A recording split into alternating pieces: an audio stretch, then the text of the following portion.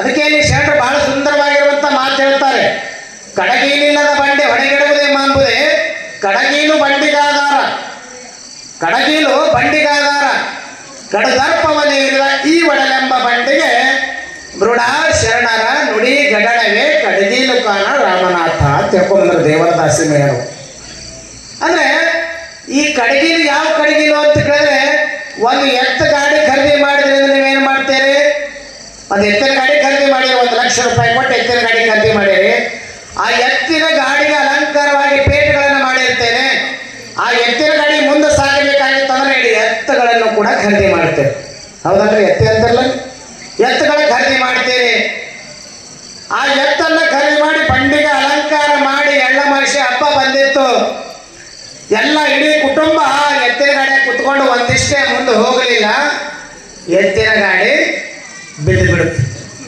ಅವಾಗ ಎತ್ತಿನ ಗಾಡಿ ಮಾಡಿರುವಂತ ಮಾಲಕ್ ವಿಚಾರ ಮಾಡ್ತಾನೆ, ಸುಮಾರು ಲಕ್ಷ ಗಂಟ್ಲೆ ನಾನು ಎತ್ತುಗಳನ್ನ ಖರೀದಿ ಮಾಡಿದ್ದೀನಿ, ಲಕ್ಷ ಗಂಟ್ಲೆ ನಾನು ಎತ್ತಿನ ಗಾಡಿಯನ್ನು ತಯಾರು ಮಾಡಿದ್ದೀನಿ, ಸ್ವಲ್ಪ ಮುಂದೆ ಹೋಗಲಿಲ್ಲ, ಬಿದ್ದು ಬಿಡುತ್ತೆ ಯಾಕ ಅಂತ ತನ್ನಷ್ಟಕ್ಕೆ ತಾನೇ ವಿಚಾರ ಮಾಡುವಂತ ಸಂದರ್ಭದಲ್ಲಿ ಒಬ್ಬ ಶಿವಯೋಗಿಗಳು ಹೊಂಟಿದ್ರಂತ.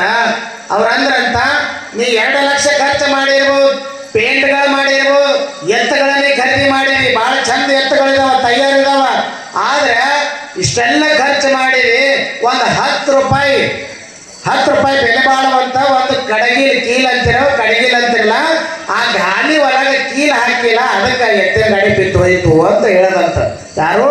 ಸಂತ. ಹಂಗ ನಾವು ಕೂಡ ಈ ಜನ್ಮಕ್ಕೆ ಬಂದೀವಿ. ಇಲ್ಲಿ 84 ಲಕ್ಷ ಜೀವರಾಶಿಯೊಳಗೆ ಮಾನವ ಜನ್ಮ ಬಹಳ ಶ್ರೇಷ್ಠ ಅಂತ ಹೇಳ್ಕೊಂಡ್ ಬಂದಿದ್ದಾರೆ. ಆ ಶ್ರೇಷ್ಠತೆಯಾಗಿ ನಾವು ಮೆರಿಬೇಕಾಗಿತ್ತು. ಮಾನವ ಹೋಗಿ ಮಹಾದೇವನ ಆಗ್ಬೇಕಾಗಿತ್ತಂದ್ರೆ ಏನ್ ಮಾಡ್ಬೇಕು?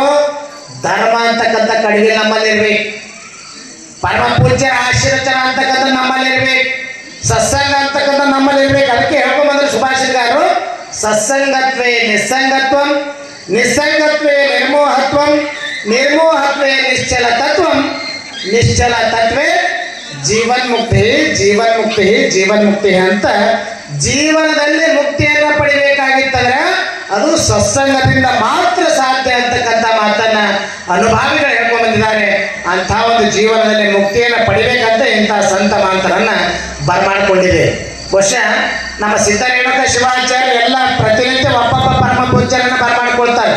ಇದ್ರ ಹಿಂದೆ ಏನು ವಿಶೇಷ ಅಂತ ಕೇಳಿದ್ರೆ, ಸುಮ್ಮನೆ ನಿಮ್ಗೆ ಉದಾಹರಣೆ ಹೇಳ್ತೇನೆ. ಏನು ಅಂತ ಕೇಳಿದ್ರೆ, ಒಬ್ಬ ನಾರದ ಮುನಿ ಮತ್ತು ಪರಮಾತ್ಮನಿಗೆ ವಾದ ವಿವಾದ ನಡೀತಾ ಇದ್ವಂತ. ನಡೆಯುವಂತಹ ಸಂದರ್ಭದಲ್ಲಿ ನಾರದ ಮುನಿ ಪರಮಾತ್ಮನಿಗೆ ಪ್ರಶ್ನೆ ಮಾಡಿದಂತ. ಏನು ಅಂತ ಕೇಳಿದ್ರೆ, ಮಹಾತ್ಮರ, ಶರಣರ, ಸಂತರ, ಋಷಿಮುನಿಗಳ ದರ್ಶನದಿಂದ ಏನು ಲಾಭ ಅಂತ ಪ್ರಶ್ನೆ ಮಾಡಿದ್ರು. ಯಾರಿಗೆ? ಪರಮಾತ್ಮನಿಗೆ. ಸ್ವಲ್ಪ ಲಕ್ಷ ಈ ಕಡೆನೇ ಕೊಡ್ರಿ ನೀವೆಲ್ಲ, ಯಾಕಂದ್ರೆ ಇದು ಆಗೋದು ಮಹಾಪ್ರಸಾದ ವ್ಯವಸ್ಥೆ ಐತಿ. ಹೀಗಾಗಿ ನಿಮ್ಮ ಚಿತ್ತ ಆ ಕಡೆ ಈ ಕಡೆ ಹರಿಬಾರ್ದು. ನೀವೆಲ್ಲ ಧಾರಾವಾಹಿ ನೋಡಕತ್ತಿ ಹಂಗೆ ಅಡ್ಡಾಡ್ತೀರೇನ? ಆ ಕಡೆ ಈ ಕಡೆ ಅಡ್ಡಾಡಂಗಿಲ್ಲ. ಹೆಂಗೆ ನೋಡ್ತೀರಿ? ಯಾವಕ್ಕೂ ಒಬ್ಬಕ್ಕೆ ಧಾರಾವಾಹಿ ನೋಡ್ತಾ ಇದ್ದೀರಂತ್ರಿ. ಧಾರಾವಾಹಿ ನೋಡುವಂಥದ್ದು ಭಾಳ ಇತ್ತಕ್ಕೆ ಮನಸ್ಥಿತಿ.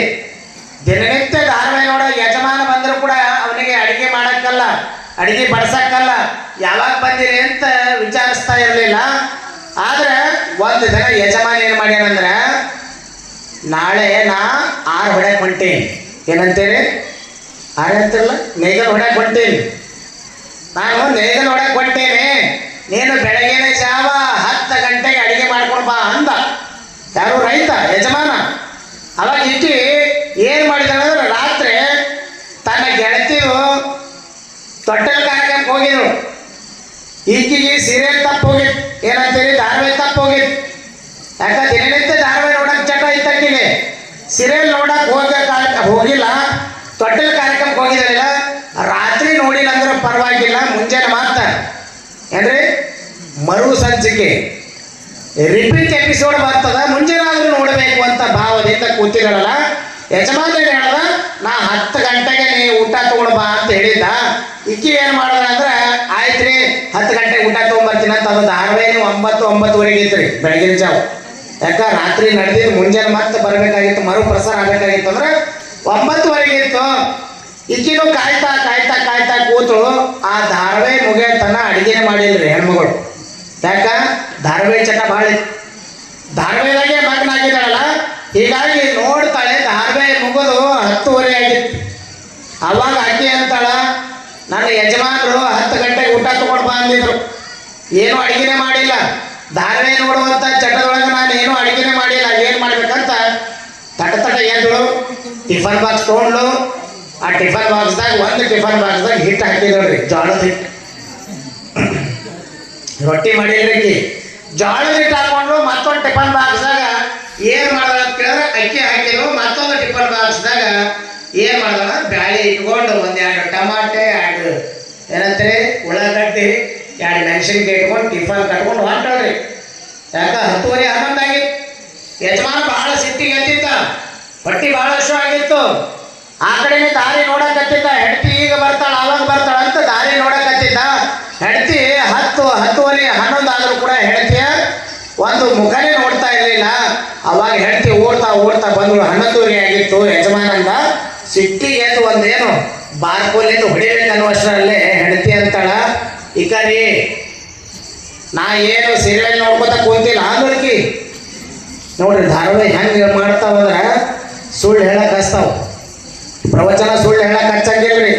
ಸತ್ಯವನ್ನೇ ಮಾಡು, ಸತ್ಯವನ್ನೇ ಪ್ರತಿಪಾದನೆ ಮಾಡು, ದಾನ ಮಾಡು, ಧರ್ಮದಿಂದ ನಡಿ, ಪರೋಪಕಾರ ಅಂತ ಮಿಲಂ ಶ್ರೀರಾಮ ತಿಳ್ಕೊಂಡ್ ಬರ್ತಾರೆ. ಪರರಿಗೆ ಉಪಕಾರ ಮಾಡುವಂತ ಪ್ರವಚನ ಹೇಳ್ತವೆ. ಧಾರಾವಾಹಿಯಿಂದ ನಾವೇನು ತಿಳ್ಕೊತೀವಿ ಅಂದ್ರೆ ಇನ್ನೊಬ್ಬರ ಮನೆ ಮುರಿ, ಇದು ಧಾರಾವಾಹಿ ಕಲಿಸ್ತಾವ್ಯವ. ಮನೆ 1 3 ಬಾಗಿಲು ಯಾವುದು ಧಾರಾವಾಹಿ ಐತಿಲ್ಲ, ಮುಗಿದು ಹೋಗ್ಯದ. ಮನೆ 1 3 ಬಾಗಿಲು, ಮನೆ 3 1 ಬಾಗಿಲು ಕಲಿಸುವಂಥದ್ದು ಯಾವುದು ಅಂತ ಕೇಳಿದ್ರೆ ಅಂಬಾಭವನೆ ಜಾತ್ರೆ ನಿಮಿತ್ತವಾಗಿ ಪ್ರವಚನ ಹಚ್ತಾ ನೋಡಿ, ಅದು ಮನೆ 3 1 ಬಾಗಿಲು. ಇಲ್ಲಿ